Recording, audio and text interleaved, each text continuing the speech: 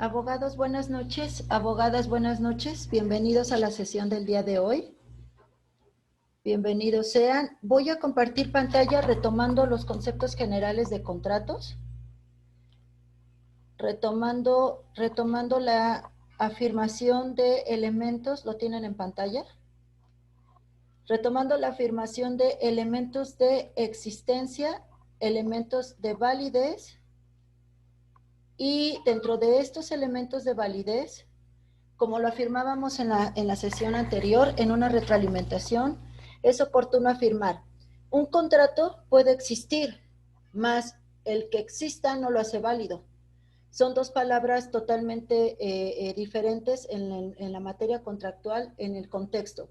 Existe sí, porque tiene un consentimiento y tiene un objeto, y de ahí que ya analizamos los elementos de consentimiento y de objeto.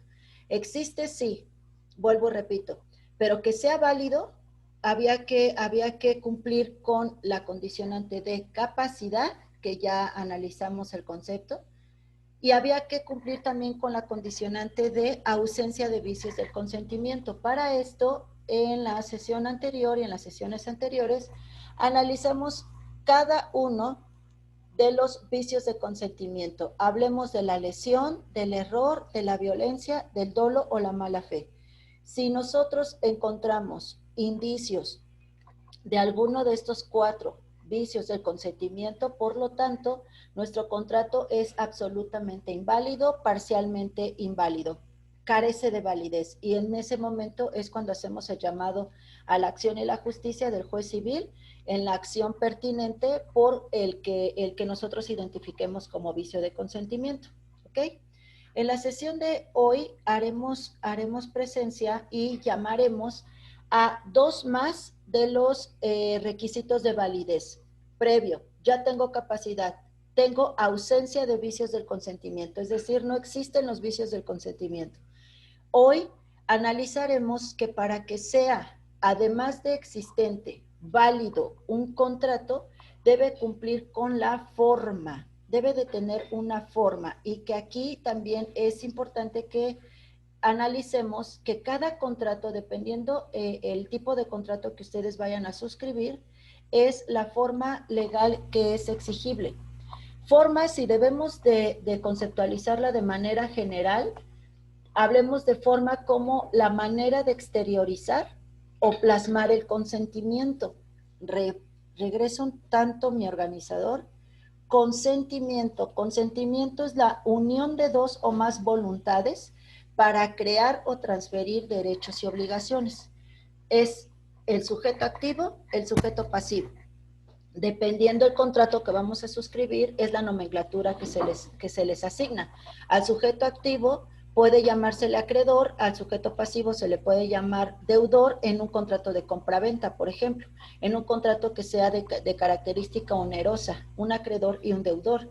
Ese acreedor y ese deudor tienen la voluntad para crear, transferir derechos y obligaciones. Crear y transferir. Hago un llamado a los efectos de los contratos, que son dos, crear o transmitir, a diferencia de los efectos del convenio, que son cuatro, crear, transferir, extinguir o modificar. Ahí hacemos retroalimentación. Entonces, si yo tengo el consentimiento, tengo la voluntad, tengo totalmente la intención de generar efectos, crear o transmitir. ¿Cuál es esa forma, cuál es esa manera de que yo pueda plasmar ese consentimiento? Se le llama forma. La forma puede ser escrita y se le llama una forma formal, una forma solemne de firmar y signar un contrato. Si nuestra forma es verbal, se le considera o se le asigna como una forma informal. Habrá contratos de acuerdo al Código Civil vigente en la entidad, el Código Civil al que vayas a invocar, que te van a especificar qué tipo de contratos son los que tienen exigibilidad escrita o tienen exigibilidad verbal. O puede que tengan una modificativa de ser escrito o verbal sin ninguna alteración de la validez y de la existencia. Ahí depende de lo que la literalidad te marque el Código Civil aplicable. Si, ejemplo, el contrato de arrendamiento. Habrá algunos casos, habrá casos reales en los que el contrato de arrendamiento puede efectuarse de manera verbal, dependiendo el bien, dependiendo el arrendamiento en cuanto a temporalidad. Habrá algún otro contrato que pueda ser verbal y es tan válido y es tan existente como si se hubiese firmado por escrito. Entonces, esa forma va a depender necesariamente de lo que te exija el código aplicable, que repito, es el Código Civil. Aquí, si yo voy a hablar de la forma desde la investigación fundamentada, hablando de nuestra legislación aplicable, es el Código Civil vigente en la entidad, dice que la forma es la manera y términos de obligarse en los contratos. ¿De qué manera me voy a obligar firmando un contrato? Y dentro de qué términos me voy a obligar firmando un contrato. Si nosotros transportamos esta literalidad legal, nosotros estamos hablando de ya en una descripción en un contrato, ya cuando lo tengamos plasmado por escrito, habla de las cláusulas. La manera y términos de obligarse en los contratos, manera es por escrito, verbal. Términos, ¿en qué términos me voy a obligar al firmar este contrato? Llámese como sea, compraventa, usufructo, arrendamiento, mutuo, promesa, todos los tipos de contrato de acuerdo a su clasificación que ya hemos analizado. En el artículo 7.73 nos dice, en los contratos civiles, cada uno se obliga en la manera y términos que aparezca que quiso obligarse, sin que para la validez del contrato se requieran formalidades determinadas fuera de los casos expresamente designados por la ley. ¿Qué significa? Y termina diciendo, falta de formalidad en los contratos. Es el 7.74, ¿ok? Antes, en el 7.73, en donde tú encuentras la forma escrita, es la forma en la que los contratantes se quisieron obligar. Si nosotros encontramos un acuerdo verbal, un consentimiento verbal, un acuerdo de voluntades generando, creando y transformando, creando esas obligaciones de manera verbal, entonces es de acuerdo a lo acordado, de acuerdo a lo hablado, es que se quisieron obligar. Y la parte, las líneas finales del párrafo del 7.73 te marca que en los casos expresamente designados por la ley, esos tendrán que indicar la forma legal exigible para que sea válido. Si el contrato del que te vas a asignar o el contrato que vas a firmar no tiene una condicionante expresa, entonces puedes tomar la forma escrita o verbal. ¿Qué pasa cuando existe la falta de formalidad en los contratos? ¿Qué pasa cuando hay una falta de formalidad? En el 7.74 habla que la falta de formalidad exigida por la ley origina la nulidad del contrato, salvo disposición en contrario. Eso es cuando disposición en contrario significa cuando en el mismo contrato se pactan cláusulas de penalización o cláusulas de rescisión o de nulidad. Entonces, la falta de formalidad exigida por la ley hace nulo el contrato.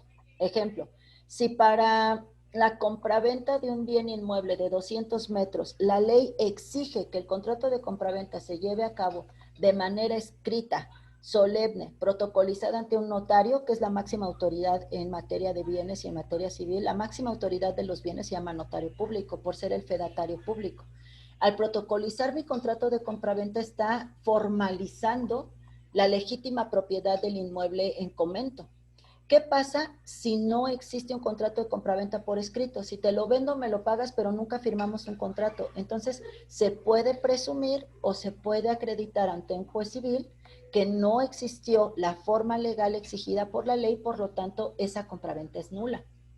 Pero, ejemplo, si vas a comprar una bicicleta, si vas a comprar un vehículo automotor que no tenga partes motoras, una patineta, para eso el código es claro en decir que para los bienes muebles, de acuerdo a su valor y a su desempeño, puede que la compraventa sea verbal. Y aún así, cuando ustedes compran o adquieren un bien, se les da un ticket, una nota, una factura. Se sigue acreditando la propiedad, pero una factura, un ticket de compra, no te hace un contrato de compraventa. yo no firmé un contrato de compraventa para comprar una bicicleta. Que yo tengo un instrumento legal para acreditar que soy el propietario porque yo pagué, se llama recibo de compra, nota o factura en su momento, ¿no? Pero no firmaste un contrato de compraventa. Significa entonces que la ley es clara en decir que para la adquisición de bienes inmuebles, el contrato de compraventa se debe firmar por escrito y para los bienes muebles no es exigible la forma escrita del contrato de compraventa, toda vez o salvo que exista un instrumento legal que acredite la propiedad del acreedor. Entonces, si esa falta de formalidad exigida por la ley origina la nulidad del contrato, salvo disposición en contrario, como ya lo conversamos, pero si la voluntad de las partes para celebrarlo consta de manera fehaciente, cualquiera de ellos puede exigir que se dé al contrario la forma legal. ¿Qué pasa? Cuando la compraventa, vamos a volver al ejemplo de compraventa, para que yo te pudiera vender 100 metros de 1000 metros, no hicimos contrato, pero había testigos. O en su momento me diste un enganche de 10,000 pesos y yo te expedí un recibo. Y en el recibo se signa que es por el anticipo de 100,000 pesos o por la cantidad que hayas acordado. Si bien es cierto, no hay la firma de un contrato de compraventa, pero sí hay unas personas que son unos testigos, sí hay unos documentos, es decir, consta de manera fehaciente que el acuerdo llamado compraventa fue de manera verbal. Entonces, ahí sí cualquiera de las dos partes, ya sea el acreedor o el deudor, puede exigir el cumplimiento del contrato.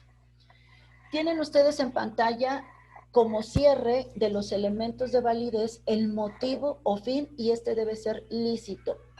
El objeto y finalidad deben ser posibles jurídicamente y físicamente. Ahí puntualizarles. La adquisición, el desprendimiento patrimonial, es decir, cuando compro o cuando vendo, tiene que depender, o cuando arrendo, o cuando soy quien arrenda, o cuando presto, de acuerdo al contrato, estoy hablando de manera genérica. Cuando yo voy a celebrar un contrato, el que sea que ustedes quieran celebrar, hay dos escenarios totalmente no opuestos, pero sí diferentes.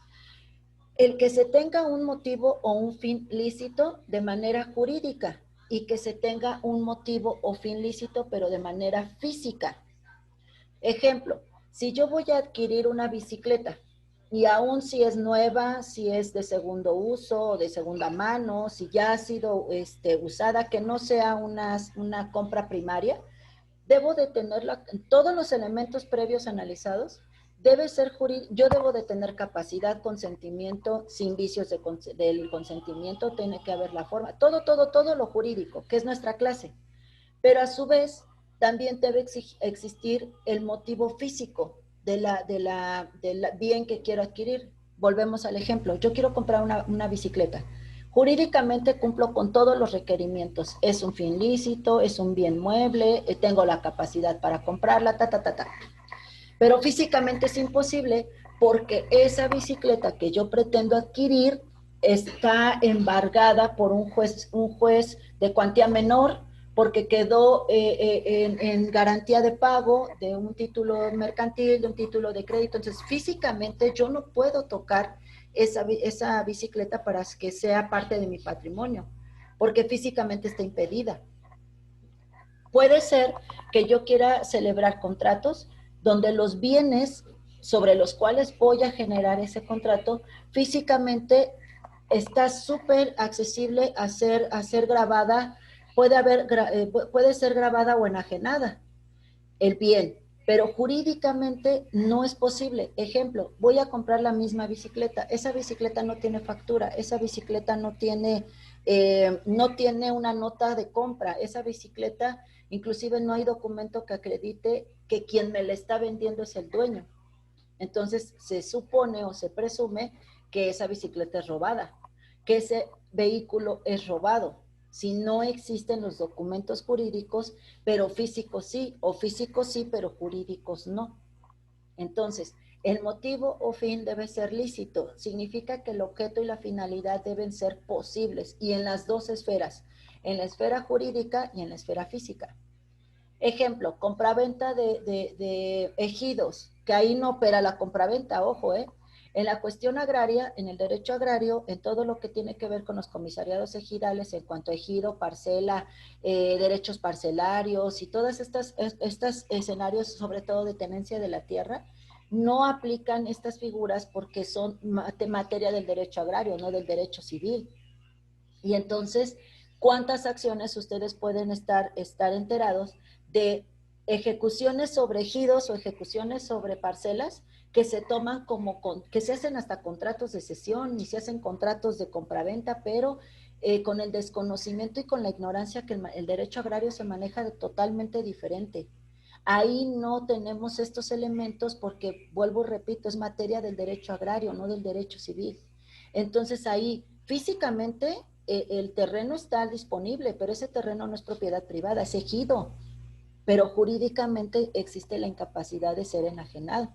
Entonces ahí es donde nosotros como abogados civilistas, como abogados especializados en la materia contractual, es donde nosotros somos súper contratados para discernir ante un juez civil o ante una materia agraria la legítima propiedad del bien.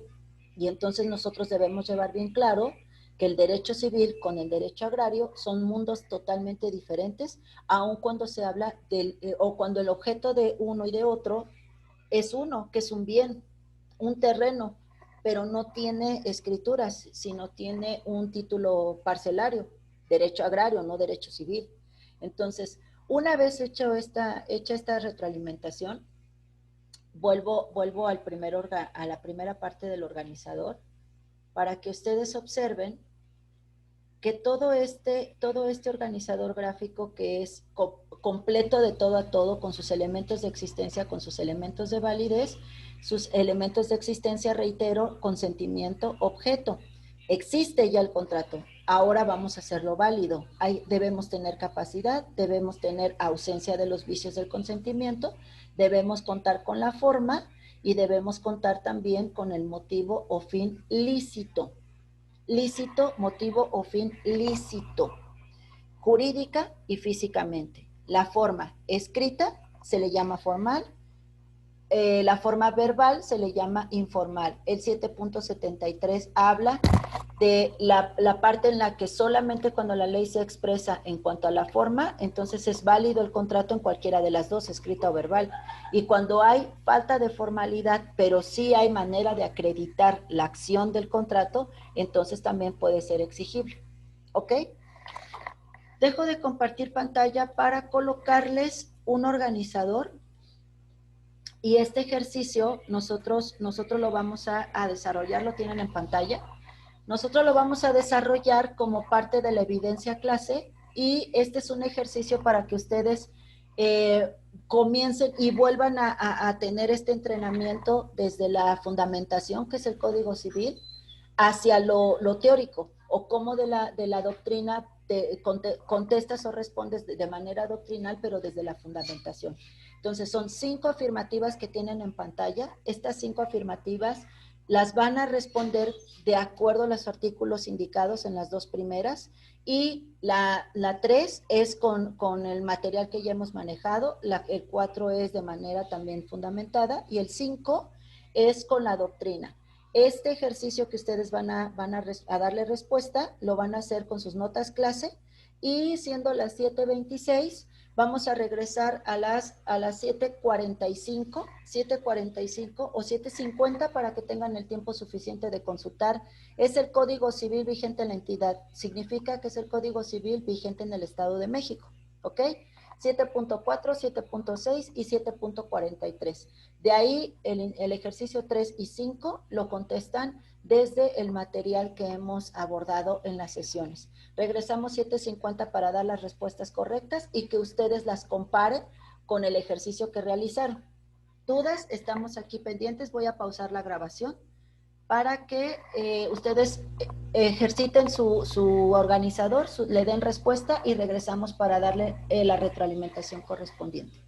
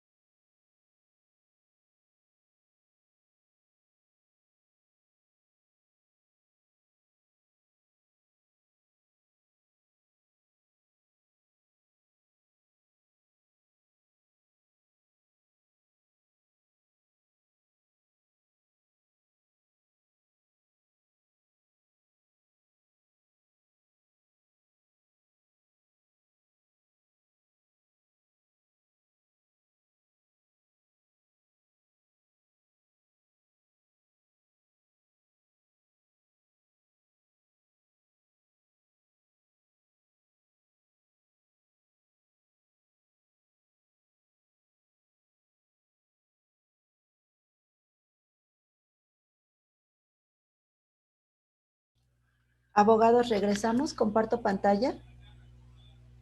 Comparto pantalla para dar las respuestas correctas. Ahí está.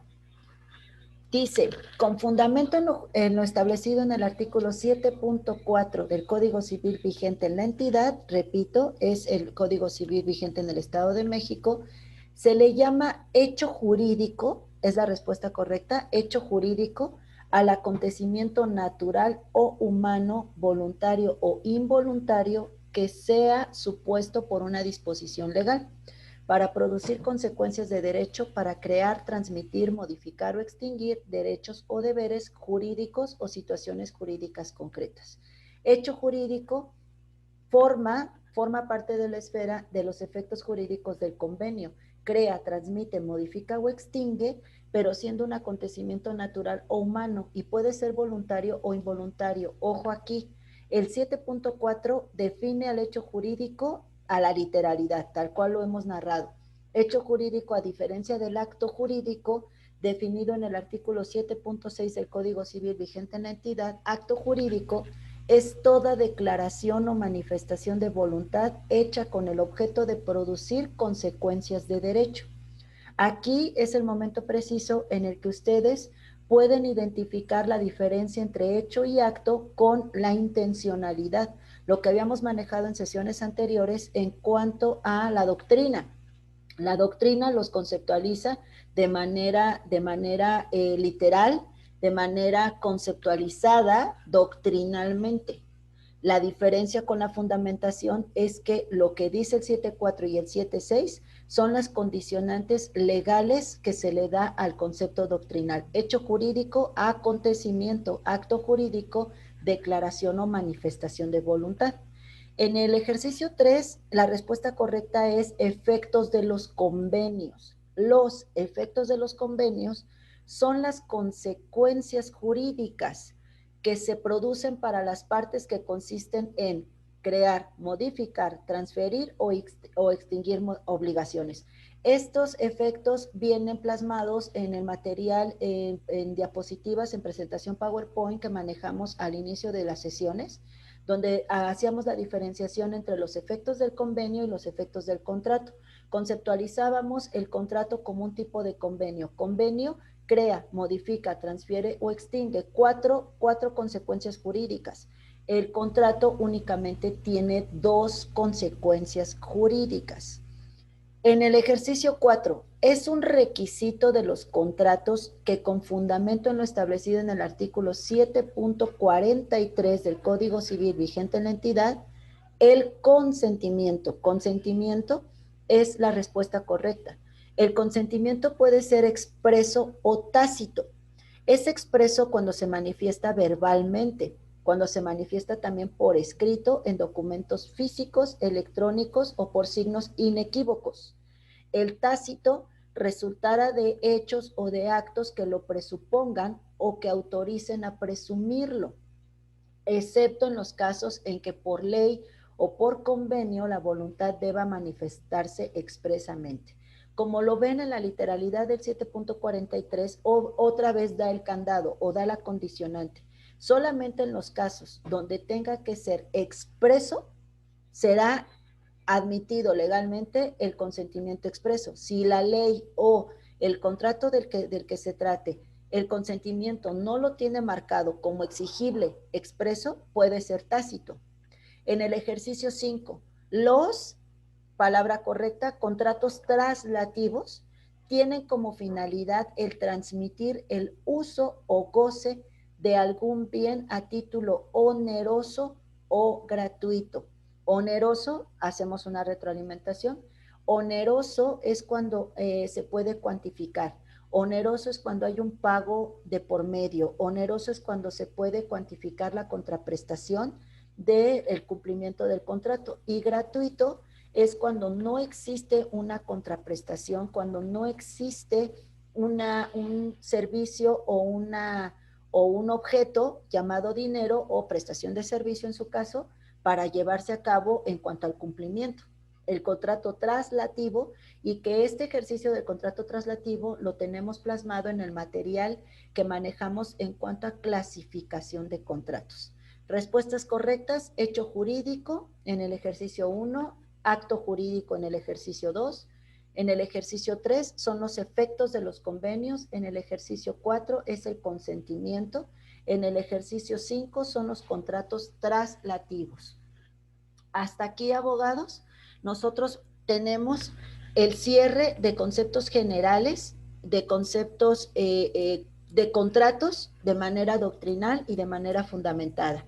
En las sesiones siguientes entraremos de plano, entraremos en el estricto sentido a cada tipo de contrato y que vamos a enfocar un tanto nuestras sesiones a los contratos de uso mercantil.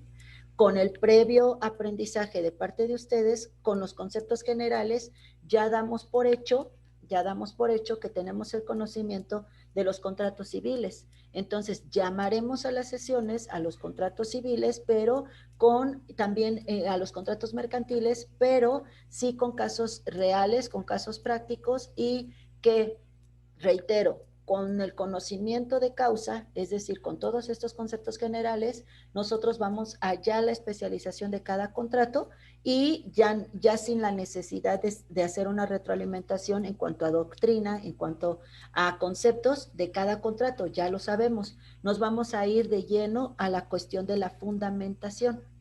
De la misma manera, ustedes van a realizar sus actividades que a lo largo de esta semana les voy a colaborar con la plataforma, tanto con materiales como con las actividades. Ahí van a ser claras las instrucciones en cuanto a las actividades que van a realizar y a generar, pero con el sentido de retroalimentación, no con la previa investigación. Ustedes no van a realizar las actividades previas para el desarrollo de la asesoría, sino por el contrario, van a realizar sus actividades de forma retroalimentada. De las sesiones van a generar sus propias actividades. Gracias, abogados, gracias por su asistencia, abogado Javier, gracias por estar, gracias a todos por la sesión y estamos en contacto. Muchas gracias y bonita noche. Gracias, profesora. Igualmente, buenas noches. Gracias, Javier. Y en la siguiente sesión ya podemos mostrar un contrato, Javier. No olvido la petición de tu parte en cuanto a mostrar ya en un contrato qué son las cláusulas, los antecedentes y cómo se desarrolla el contrato, inclusive hasta en redacción. Era importante conocer los conceptos generales para que ya una vez que visualicen el contrato y sepan ustedes identificar todos los conceptos y eliminar, en el sentido de eliminación, en el contrato ya visualizado, que no existen los vicios del consentimiento, toda vez que no los ves plasmados, pero que sí existe en cuanto a forma, a fondo, en cuanto a elementos de validez y de existencia. Próxima sesión, Javier, ahí los vamos a estar visualizando. Muchas gracias. Ok, profesora, gracias, le agradezco. Buenas noches. Buenas noches, Javier, gracias. Hasta luego.